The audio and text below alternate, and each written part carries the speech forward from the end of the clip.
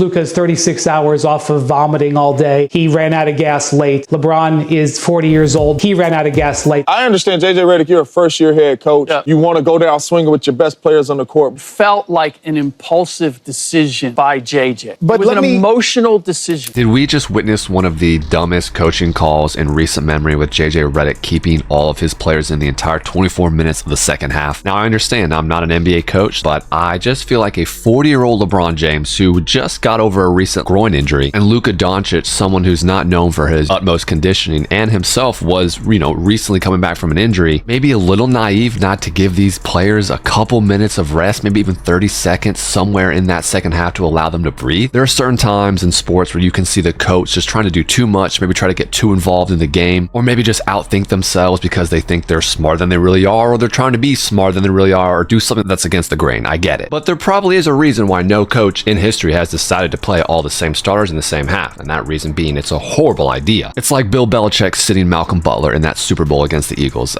I'll never understand that. And a lot of people are going to say the game did come down to the wire. They had a chance to win the game, and I understand that as well. The game was very close, but there were so many instances, so many examples where you saw the Lakers make silly plays, and you could see it was most likely from fatigue.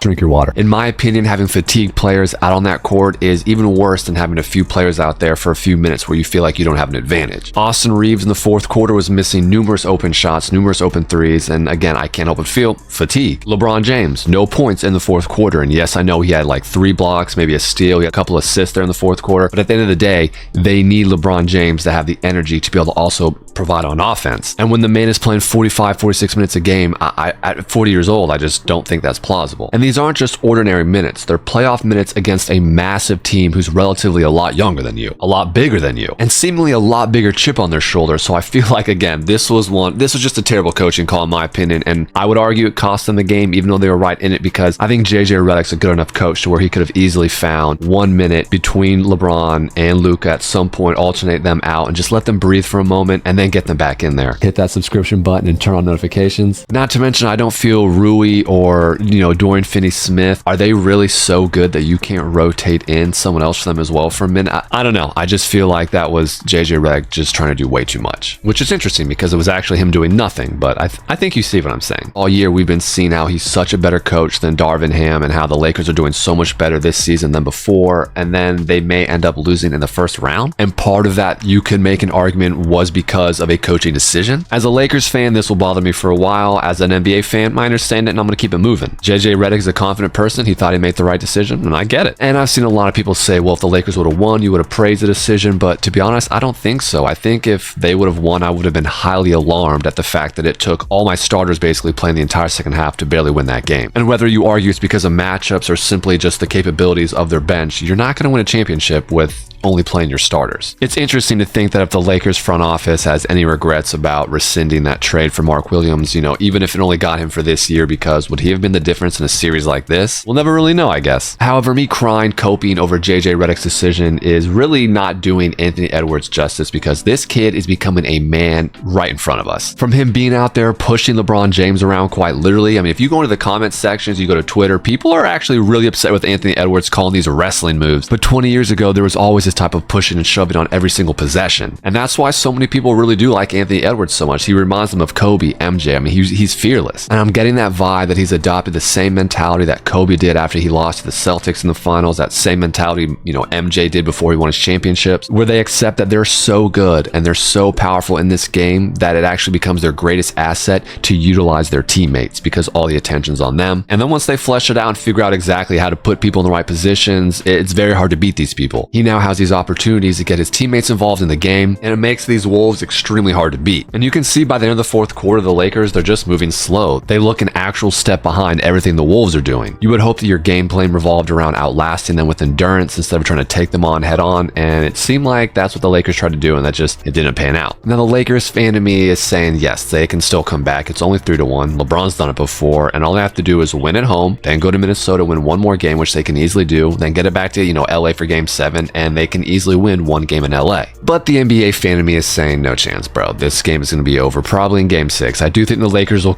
respond really well. They may even blow the Wolves out in game 5, but in game 6, I feel like back in Minnesota, it's going to be a party and they're going to move on to round 2. And that's what Anthony Edwards might have actually just done. He might have figured out that with all the attention he brings, he now has these opportunities to get his teammates involved in the game, and it makes these Wolves extremely hard to beat. All right, that's enough yapping for today. If you enjoyed this video, make sure to click one of these here on the screen. I'm just giving you some time. Bye. Go out there and do something great.